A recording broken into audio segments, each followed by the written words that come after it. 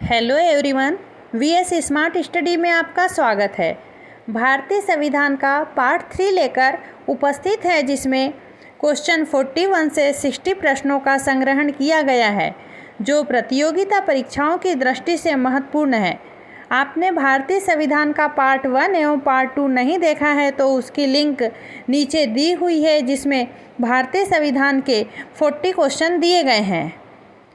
आने वाले सभी एग्ज़ाम्स, चाहे रेलवे, बैंकिंग, एसएससी, पीएससी, सभी एग्ज़ाम के लिए हेल्पफुल है। पहले आप खुद से प्रयास करिए। सभी क्वेश्चन के लिए 4 ऑप्शन दिए गए हैं। उसके बाद वीडियो के अंत में होमवर्क के तौर पर एक क्वेश्चन आपसे पूछा जाएगा। चलिए, पहला प्रश्न आपके सामने है। चलिए देखते हैं क्वेश्चन नंबर 41। सर्वोच्च न्यायालय के मुख्य न्यायाधीशों की नियुक्ति कौन करता है? 4 ऑप्शन आपके सामने स्क्रीन पर शो हो रहे हैं। फर्स्ट है ए नंबर पे संसद, बी है राष्ट्रपति, सी है राज्यपाल और डी है उपराष्ट्रपति। तो सर्वोच्च न्यायालय के मुख्य न्यायाधीशों की नियुक्ति कौन करता है? तो इसका करेक्ट आंसर हो जाएगा राष्ट्रपति। क्वेश्चन नंबर 42 है, उच्चतम न्यायालय के न्यायाधीशों का कार्यकाल है। ए ऑप्शन है 5 वर्ष, बी ऑप्शन है 7 वर्ष, सी ऑप्शन है राष्ट्रपति के प्रसाद पर्यंत और डी ऑप्शन है 65 वर्ष की आयु पूर्ण होने तक। तो इसका करेक्ट आंसर हो जाएगा 65 वर्ष की आयु पूर्ण होने तक। आपको बता दें कि जो उच्चतम न्यायालय के न्यायाधीश है वर्तमान में नूतल पाटी वेंकट रमन है, जिनका कार्यारंभ हुआ था 24 अप्रैल 2021 से। नेक्स्ट क्वेश्चन है, सर्वोच्च न्यायालय के प्रथम न्यायाधीश कौन थे? सर्वोच्च न्यायालय के प्रथम न्यायाधीश कौन थे? ए ऑप्शन है के.एन. वांचू, बी है जी.वी. मावलकर, सी ऑप्शन है हीरालाल जे कानिया, डी ऑप्शन है सुकुमार सेन। तो आपको बताना है सर्वोच्च न्यायालय के प्रथम न्यायाधीश कौन थे। तो इसका करेक्ट आंसर हो जाएगा नंबर सी, हीरालाल जे कानिया। नेक्स्ट क्वेश्चन देखते हैं। वर्तमान में भारत में उच्च न्यायालय की कुल संख्याएं हैं। तो आपको बताना है कि वर्तमान में भारत में उच्च न्यायालय की कुल संख्या कितनी है। ऑप्शन ए है 21, ऑप्शन बी है 22, ऑप्शन सी है 24, ऑप्शन डी है 25। तो इसका करेक्ट आंसर हो जाएगा 25। इसमें नोट दिया हुआ है 1 जनवरी 2019 को आंध्र प्रदेश के अमरावती में 25वां उच्च न्यायालय बनाया गया। क्वेश्चन है, उच्च न्यायालय के मुख्य न्यायाधीशों की नियुक्ति कौन करता है? आपको बताना है उच्च न्यायालय के मुख्य न्यायाधीश की नियुक्ति कौन करता है। ए ऑप्शन है मुख्य सर्वोच्च न्यायालय का मुख्य न्यायाधीश, बी ऑप्शन है राष्ट्रपति, सी ऑप्शन है राज्यपाल और डी ऑप्शन है राज्य के बार काउंसिल के सदस्य। तो इसका करेक्ट आंसर है बी ऑप्शन हो जाएगा राष्ट्रपति। मध्य प्रदेश का उच्च न्यायालय जबलपुर में है और इसकी स्थापना की गई थी 28 नवंबर 1968 को और इसके 2 खंडपीठ हैं, एक है ग्वालियर में और एक है इंदौर में। नेक्स्ट क्वेश्चन है, उच्च न्यायालय के न्यायाधीशों का कार्यकाल की सीमा क्या है? आंसर है ए 5 वर्ष, बी ऑप्शन है 7 वर्ष, सी ऑप्शन है अपनी उम्र के 62 वर्ष पूर्ण होने तक और डी ऑप्शन है उपरोक्त कोई नहीं। सी ऑप्शन अपनी उम्र के 62 वर्ष पूर्ण होने तक। नेक्स्ट क्वेश्चन देखते हैं, किस उच्च न्यायालय की अधिकारिता सर्वाधिक क्षेत्र पर है? ऑप्शन है A Kolkata, B option Mumbai, C option Guwahati और डी ऑप्शन है मद्रास। तो इसका करेक्ट आंसर हो जाएगा ऑप्शन नंबर सी, गुवाहाटी। आपको बता दें कि जो गुवाहाटी है नॉर्थ ईस्ट के जो स्टेट है वह गुवाहाटी के अंतर्गत आते हैं। गुवाहाटी उच्च न्यायालय असम राज्य का न्यायालय है। इसके अधिकार क्षेत्र हैं असम, अरुणाचल प्रदेश, नागालैंड और मिजोरम। इसमें न्यायालय की शाखाएं या खंडपीठ है कोहिमा, आइजोल और ईटानगर। इसमें सर्किट बेंच है अगरतला और शिलांग। नेक्स्ट क्वेश्चन देखते हैं, किस उच्च न्यायालय में सर्वाधिक संख्या में न्यायाधीश कार्यरत है?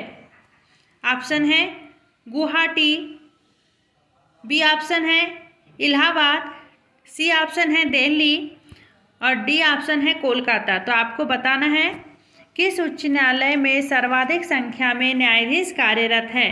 तो इसका करेक्ट आंसर हो जाएगा इलाहाबाद। इलाहाबाद में सबसे ज़्यादा जज हैं। एशिया की सबसे बड़ी उच्च न्यायालय जिसमें सर्वाधिक न्यायाधीश हैं। इलाहाबाद की संख्या कितनी? न्यायाधीश की संख्या है 58। फिर नेक्स्ट क्वेश्चन देखेंगे, किस केंद्र शासित प्रदेश का अपना उच्च न्यायालय है? ऑप्शन ए है लक्षद्वीप, बी है दमनद्वीप, सी है पांडिचेरी और डी है दिल्ली। तो इसका करेक्ट आंसर हो जाएगा दिल्ली। नेक्स्ट क्वेश्चन है, राष्ट्रपति राष्ट्रीय आपातकाल की उद्घोषणा किन परिस्थितियों में कर सकता है? तो ए ऑप्शन है युद्ध के समय, बी ऑप्शन है बाहरी आक्रमण के समय, सी ऑप्शन है विद्रोह के समय और डी ऑप्शन है ये सभी। तो इसका करेक्ट आंसर हो जाएगा ये सभी।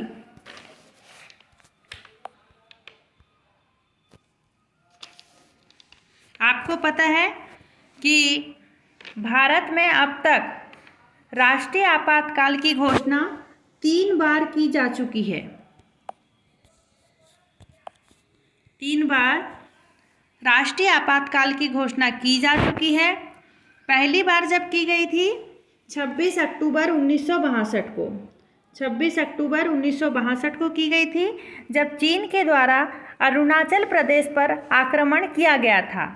दूसरी बार जब आपातकाल लगा था 3 दिसंबर 1971 को पाकिस्तान द्वारा भारत पर आक्रमण किया गया था। और तीसरी बार 25 जून 1975 को जब तात्कालिक प्रधानमंत्री इंदिरा गांधी थी, उस समय राष्ट्रीय आपातकाल लगा था। नेक्स्ट क्वेश्चन देखते हैं, भारत में अब तक कितनी बार राष्ट्रीय आपातकाल की घोषणा की जा चुकी है? नंबर ए है 2, नंबर बी है 3, नंबर सी है 4 और नंबर डी है 1 बार भी नहीं। तो इसका करेक्ट आंसर हो जाएगा, correct answer option number B 3। Next question देखते हैं,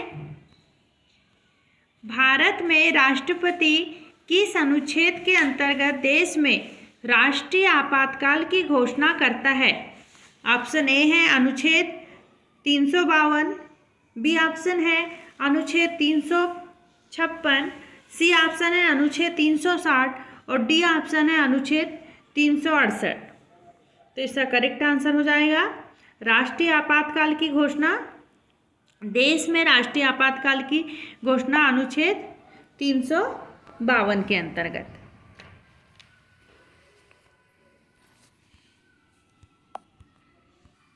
नेक्स्ट क्वेश्चन है, संविधान के किस अनुच्छेद के आधार पर राज्यों में संवैधानिक तंत्र की विफलता पर राष्ट्रपति शासन लगाया जा सकता है?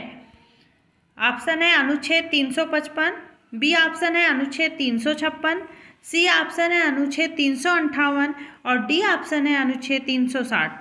तो इसका करेक्ट आंसर हो जाएगा ऑप्शन नंबर बी अनुच्छेद 365। इसमें नोट में दिया है अनुच्छेद 352 में देश में राष्ट्रपति आपातकाल, अनुच्छेद 356 में राज्य में राष्ट्रपति शासन और अनुच्छेद 360 में वित्तीय आपातकाल की घोषणा की जाती है राष्ट्रपति के द्वारा। यानी आप कह सकते हैं जो राष्ट्रपति आपातकाल या राष्ट्रपति शासन होता है वह 352 से अनुच्छेद 360 के अंतर्गत आता है। फिर हम देखेंगे राज्यों में अभी तक राष्ट्रपति शासन कुल कितनी बार लगाया जा चुका है। ऑप्शन ए है 50 बार, बी ऑप्शन है 70 बार, सी ऑप्शन है 125 बार और डी ऑप्शन है 100 बार। तो आपको पता है कि भारत के राज्यों में अभी तक राष्ट्रपति शासन कितनी बार लगाया गया है, तो इसका करेक्ट आंसर हो जाएगा राष्ट्रपति शासन 125 बार। फिर देखते हैं क्वेश्चन नंबर 56 है, संसद द्वारा अनुमोदन के बाद किस राज्य में राष्ट्रपति शासन एक बार में कितने समय तक के लिए लागू किया जा सकता है। राष्ट्रपति शासन एक बार में कितने समय के लिए लागू किया जा सकता है। तो ऑप्शन दिए हैं, ए ऑप्शन है 2 माह, बी ऑप्शन है 3 माह, सी ऑप्शन है 6 माह और डी ऑप्शन है 1 वर्ष। तो इसका करेक्ट आंसर हो जाएगा 6 माह।